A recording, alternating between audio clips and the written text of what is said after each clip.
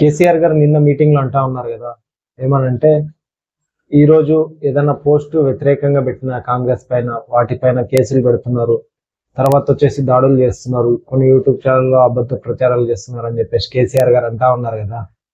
కేసీఆర్ గారికి నేను ఒకటి చెప్పాల్సింది ఏంటంటే, నేను స్వతహాగా 2021లో ఒక యూట్యూబ్ ఛానల్ పెట్టడం జరిగింది.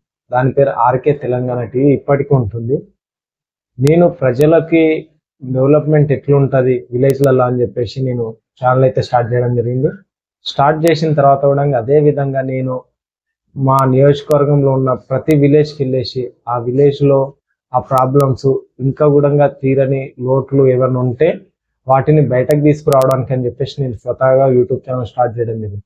ఆ స్టార్ట్ చేసిన తర్వాత కొన్ని విలేజెస్ తిరిగిన తర్వాత నేను వీడియోలు కూడా మీకు ఇక్కడ సైడ్లో ప్లే చేస్తాను చూడండి. ఏం జరిగిందంటే, నియోజకవర్గంలో స్థానికంగా ఉన్న ఎమ్మెల్యే ఎవరైతే ఉన్నారో ఆ ఎమ్మెల్యే అప్పట్లో మాజీ ఎమ్మెల్యే గారు అప్పట్లో మమ్మల్ని బెదిరించడం జరిగింది. ఆ బెదిరింపులు తర్వాత పోలీసులు హెచ్చరికల వల్ల ఆ యూట్యూబ్ ఛానల్ అనేది మేము వదిలేయడం జరిగింది.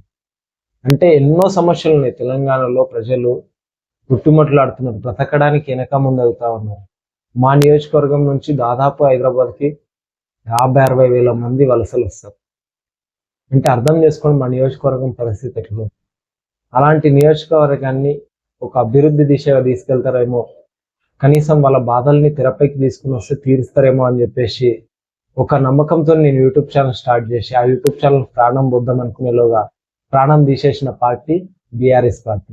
అలాంటి పార్టీకి మేము ఎట్లా ఏ విధంగా నమ్మాలి? ఈరోజు నువ్వు మాట్లాడుతున్న మాటలు ఆ రోజు ప్రజల్లో ఉండి మాట్లాడి ప్రజలకు ఏం కావాలో అవి అవసరాలను తీరిస్తే ఎంతో బాగుంది. కొంతమంది యువతలు అయితే మా సైడ్ పొలంపల్లికి వెళ్ళేసి ఎండలో కష్టపడుతూ, ఇప్పుడు ఎండలు ఏ విధంగా ఉన్నాయి ఆ ఎండల్లో కూడా 35 degrees ఎండల్లో పనిచేసిన యువకులు మా నియోజకవర్గ స్థానికులు. అదే విధంగా చూస్తే హైదరాబాద్లో దాదాపు వాచ్మెన్లుగా, ఆఫీస్ బాయ్లుగా, సెక్యూరిటీ గార్డ్స్గా, హౌస్ కీపింగ్ డ్యూటీలు ఎంతో మంది చేస్తూ ఉన్నారు. మంచి మంచి పెద్ద పెద్ద జాబ్లు ఏం లేవండి మా నియోజకవర్గ ప్రజలకు కూడా.